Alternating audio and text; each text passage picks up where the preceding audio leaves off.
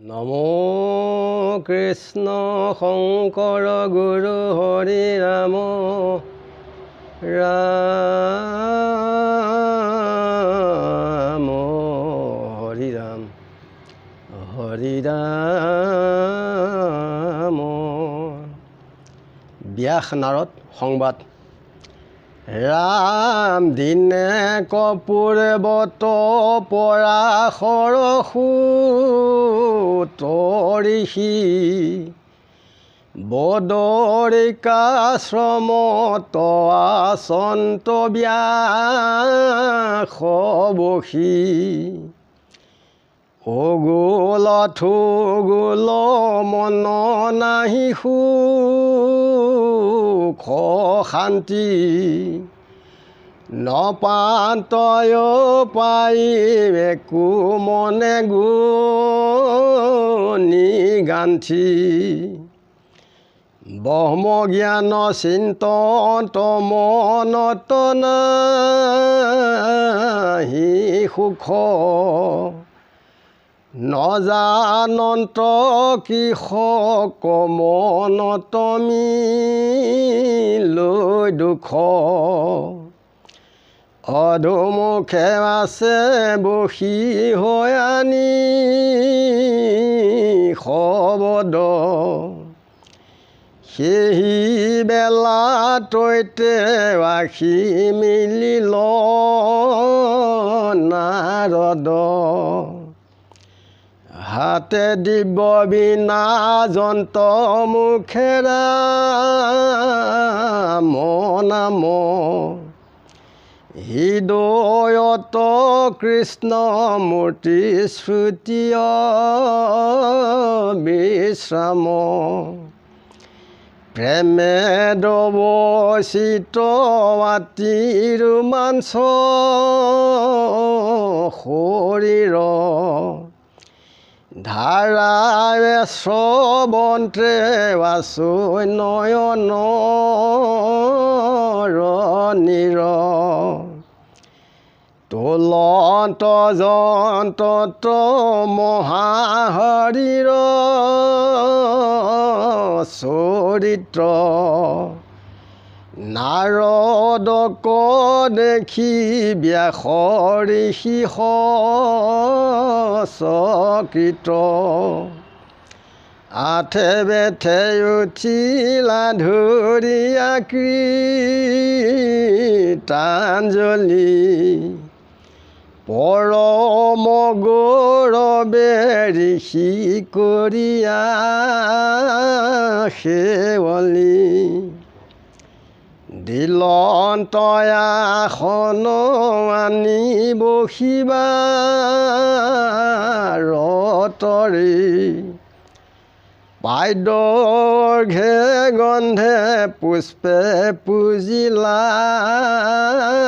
সাদৰি পণিপাতে পুছিলা কুশলয়া গমন নাৰদে পুছিলা পাছে ব্যাসত বচন হাঁহিয়া বলন্ত ঋষি কহিও বৃত্তান্ত কিবা হেতু নাহি কে তোমাৰ চিত্ৰ শান্ত মহায়স পিছ কিয় চিৰনু চিত মহন্তৰ মোহ মৃত্যু কিনো বিপৰীত কৰিলা বেদৰয়নে কষা ভেদ যাৰ যেন জাতি ধৰ্ম দিলা পৰিচ্ছেদ কৰিলা ভাৰত পুৰাণয় স্ত্ৰাদশ জগতত ব্যাপিলে তোমাৰ মহাযশ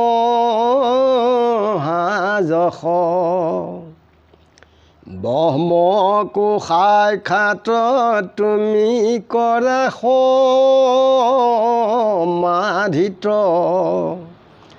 তথাপি তোমাৰ কেনে অসন্তুষ্ট চিত্ত কৈও কৰি সিমুত ইহাৰ কাৰণ শুনি পনি পাতে ব্যাসে বুলিলা বচন হওঁ যদি মই বেদ শাস্ত্ৰত পাৰ্গত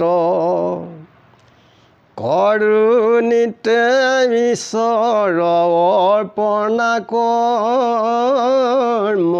যত মহাজ্ঞানপূৰ্ণ আমি জগতে প্ৰখ্যাত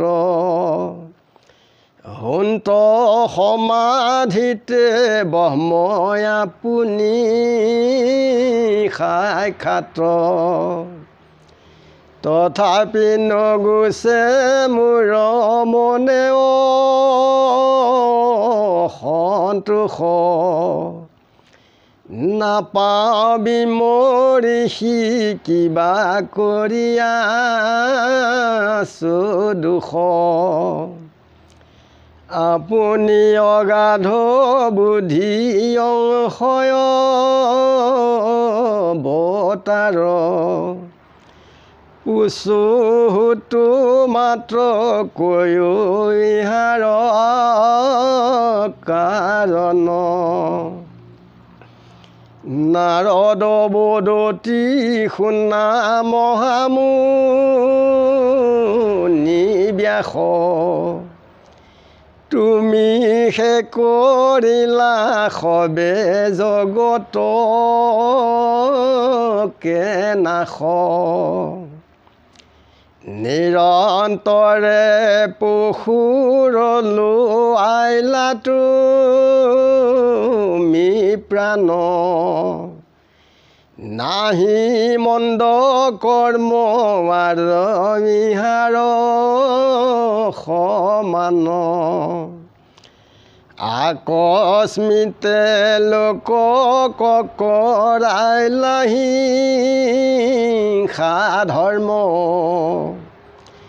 নুবুজিলা তুমি বেদৰ তত্ত্ব মৰ্ম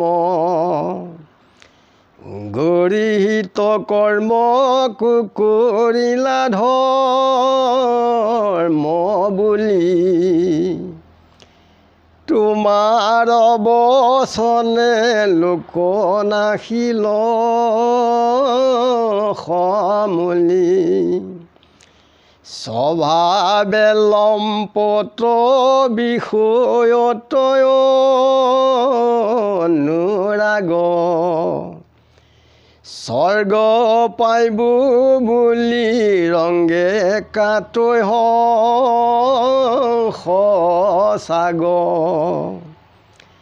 কৰোণা নাহিংসা ধৰ্ম নানা দে পূজো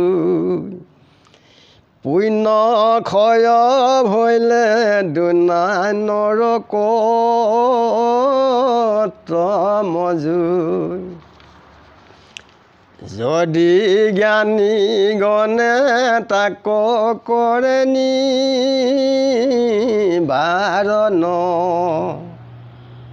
আৰু তাৰ বাক্য কোন মানে কুজন বলয় পালম্ভ কৰি বচন খণ্ডিত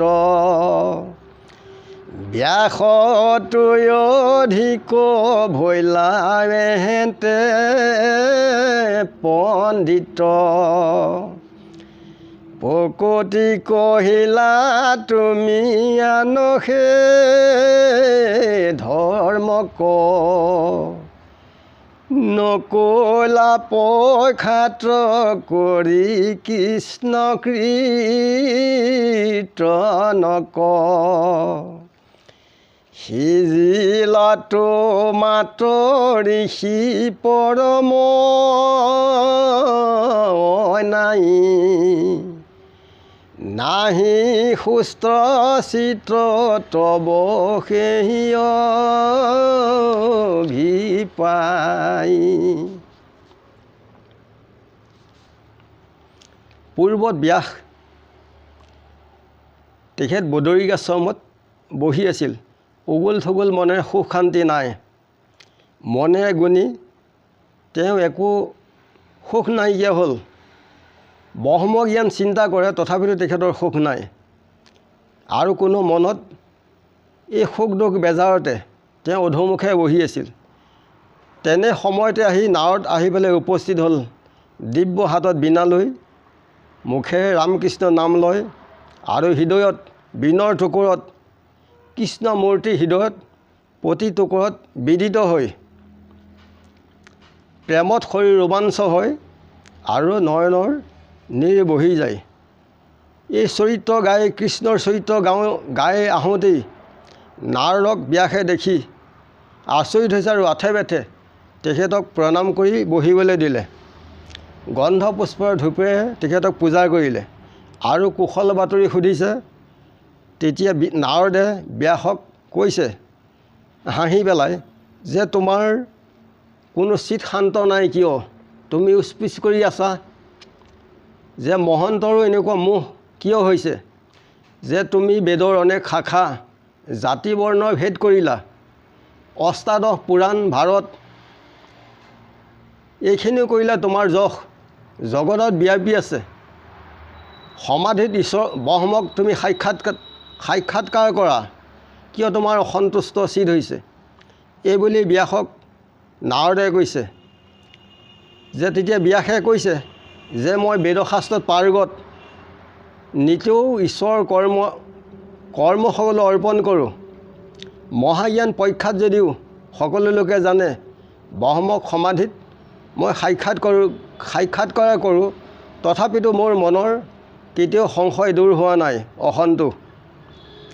তেতিয়া নাৰদক সুধিছে যে আপুনি অংশ অৱতাৰ বুদ্ধিমান, আপুনি আমাক ইয়াৰ কাৰণ কওক। তেতিয়া নাৰদে কৈছে যে তুমি নিৰন্তৰে পশুৰ প্ৰাণ লোৱালা সকলো লোকৰ, তোমাৰ সমান মন্দ কৰ্ম এই সময়ত কোনেও নকৰিলে। ইয়াত আকস্মিতেই তোমাৰ মহা হিংসা ধৰ্ম হ'ল। তুমি বেদৰ তত্ত্ব নাজানিলা আৰু লোকসকলক তুমি সকলোকে নাশ কৰিলা। যে তাতে বিষয় লম্পট স্বৰ্গ পাম বুলি হংস ছাগৰ কাটি আন দেৱতাক পুজিব আৰু পুণ্যক্ষয় হ'লে আকৌ পুনৰ নৰকত পৰিবলগীয়া হয়। যে মহাজ্ঞানীসকলে যেনি ইয়াক এৰে বেদৰ অভিহিত পথটো, তথাপিতো অজ্ঞানী লোকে কেতিয়াও এই কথা মানি নল'ব যে উপালম্ভা কৰিব, এইটো ব্যাসতকৈও বৰ ডাঙৰ পণ্ডিত ওলালি, এইবুলি তেওঁলোকে ঠাট্টা কৰিব। ব্যাসক কৈছে যে তুমি প্ৰকৃতি আন ধৰ্মক কৰিলা, কৃষ্ণৰ নাম গুণ শ্ৰৱণ কীৰ্তনক তুমি বেকত নকৰিলা। তোমাৰ মহা অন্যায় হ'ল, সেইকাৰণে তোমাৰ মনৰ স্থিৰ বুদ্ধি সুস্থ হোৱা নাই, এইবুলি নাৰদে ব্যাসক কৈছে। নানা কৰ্ম কৰি পাৱই নানাবিধ ফল, ভকতি বিহীন ভৰিলে সকলে নিষ্ফল। আন যত ফল সবে কালে সংহৰয়, হৰি ভকতিহে সত্য জানিবা নিশ্চয়। সমস্ততে কৰি মাধৱ এষে শ্ৰেষ্ঠ দেও, দেন্ত আপোনাক তান্ত যিটো কৰে সেও। হৰি বিনে আন দেও পূজে যিটো জন, সকলে বিফল তাক জানা কুলক্ষণ। হৰিৰ পূজাই কিছু কাৰ্য নসাধ হয়, হৰি নলয় তাক দেহ নাপায়। ইমানতে সবাৰ ওচৰত সেৱাজনাই আজিলৈ ৰাখিছোঁ আৰু গুৰু কৃষ্ণ কৃষ্ণ মহাকৃষ্ণ হৃদয়ানন্দ কৃষ্ণ।